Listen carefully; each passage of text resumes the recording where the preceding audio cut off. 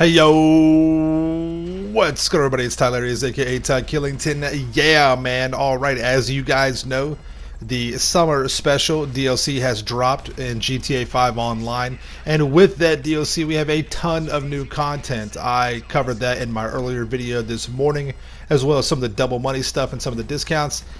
And we also have a bunch of patch notes. Now, some of you guys may know about these. The link will be in the description down below.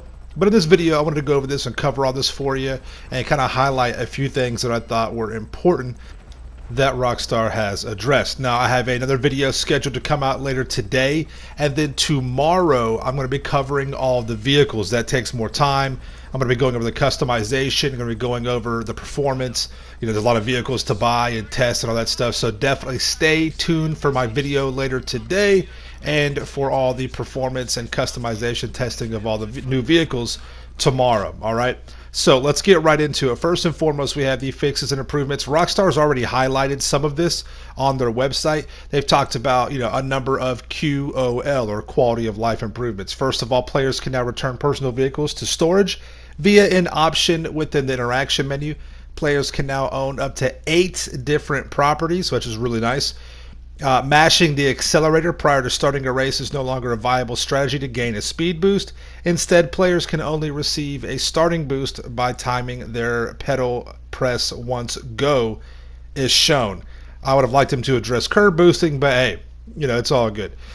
Requesting a Pegasus vehicle is more convenient than ever, with many additional spawn locations being added to reduce your travel time to the closest available location, which is really nice. And then when entering the Diamond Casino and Resort, punters will now be told how long they will need to wait before spinning the lucky wheel, before spinning the wheel again. I'm not sure if this addresses people, you know, leaving and then, you know, redoing the wheel. I don't think it does, but, you know, it is what it is. So I'll have a couple of slides going through covering all the patch notes, and again, link will be in the description down below to check these out. Let's go ahead and go over this real quick. So of course, 6 new Super Yacht lifestyle missions have been added to GTA Online. Players who own a Galaxy Super Yacht can launch these missions. There are 1 to 4 players. They don't pay very good. They kind of let us down on that. It's kind of a waste. So, you know, no big deal. But you can request a job or request to play them from your new contact or the existing contact, the captain. There's 9 new open wheel races that have been added, which is really cool. There's also a open wheel race creator, so you can make your own open wheel races. That's really nice. Of course, you have the Diamond Adversary series with 4 to 8 player variants.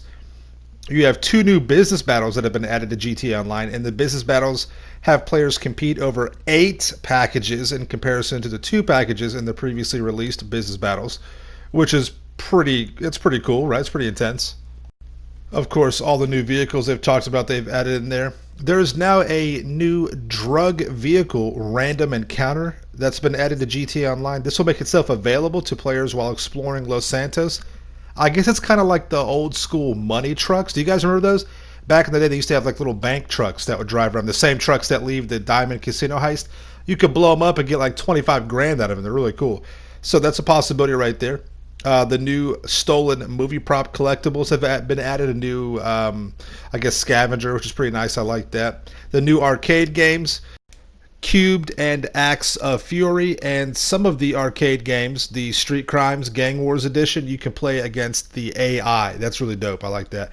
There's 15 new sets of off-road wheels, 30 new sets of street wheels that have been added, over 200 items of clothing, which is really, really cool. I like that a lot.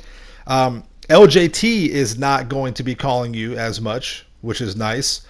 So, I mean, that's a plus. That's a big one right there. We'll see how that works out. We can now buy snacks from Wendy in the arcade, which is really cool. That's very helpful. A lot of us spend a lot of time in the arcade with the casino heist. Now you can get some snacks in there. I know the location for that. And this is something really cool right here that I haven't seen any people talk about. The Simeon export requests have been updated to increase the reward for successful deliveries. So that's really cool right there. So I guess those Simeon cars that, you know, when you get into ones, hey, Simeon wants this, you have to go, you know, the cops come, you know, get on you have to go lose the cops. That's been updated, and you get some more cash for it. Nothing wrong with that at all. The open wheel races have had a lot of adjustments with the UI, the pits, vehicle damage, things like that. There's a new anti-grief system for the open wheel races. If players do not collect a checkpoint within 12 seconds, or if the player is given a wrong way shard, they will be made passive or ghosted until collecting another checkpoint. This only applies to the Rockstar created open wheel races though. So if me or you make one, it won't apply to that. So keep that in mind. Some adjustments to music with the ambient music's been taken care of. There's an issue that was fixed in story mode, which is nice. Some stability and performance issues in GTA Online. So, crashes and freezes, stuff like that. Getting stuck on a black screen. They say every time there's an update they say this, but we'll have to find out exactly how well it works. So we'll keep that on. We'll keep a lookout for that. So that's pretty cool. But really, that's pretty much the gist of what I've seen. A lot of it's just kind of like bug fixes and getting stuck here or there, fix an issue that caused the alarms at Humane Labs to be overly loud in the casino heist mission. That's a big one right there. I remember you could hear those all over the map. So just little things like that, little bugs they've taken care of. But again, check them out. Take a look at the patch notes and see if anything is particularly relevant to you. Awards and daily objectives. There's been some bugs with those that are fixed. They fixed the issue that resulted in players incorrectly repeating unlocking the Clubber award. Kind of a bummer. I liked that one. Fix an issue that may have prevented players from correctly receiving the monthly bonus reward from completing daily objectives. So hopefully that helps out. Some more game menu and user interface fixes that are there as well. They fixed the issue that caused the managed stock and supplies bars in the master control terminal to display incorrect information. That's a big one because I've had that happen to me several times. I'm ready to go sell. You get there, you got no product. You're like, what the hell is going on? So that's been taken care of, hopefully, again. Fixed several issues with incorrect text localization in casino heist content. That's pretty cool. And there's some other vehicle stuff. Fix the issue with some of the spoilers to not impact performance on open wheel vehicles and races. That's a big one right there because that was kind of a weird thing. You have like spoilers and stuff, and they wouldn't really affect the car in the race, but they would affect the car outside of the race. So there's going to be a lot of extra testing with that right there. That's a big deal, so we have to take a look at that and see what's going on with it. Fixed the issue that resulted in players being unable to purchase the carb double vented with guard mod for the Karen Everon. I know a couple of people had an issue with that. I remember hearing about that. Some more so with some of the vehicles, some audio issues, and then they have several miscellaneous model and texture issues for the following vehicles: the Faction, the Progen PR4, the Gauntlet Hellfire, the GB200, the Morgan, the RE7B, the Nebula, and the Karen Sultan RS. So that's really cool. Then there's just some more miscellaneous stuff in there.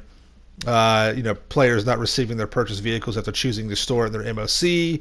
I'm sure that had something to do with duping and stuff like that.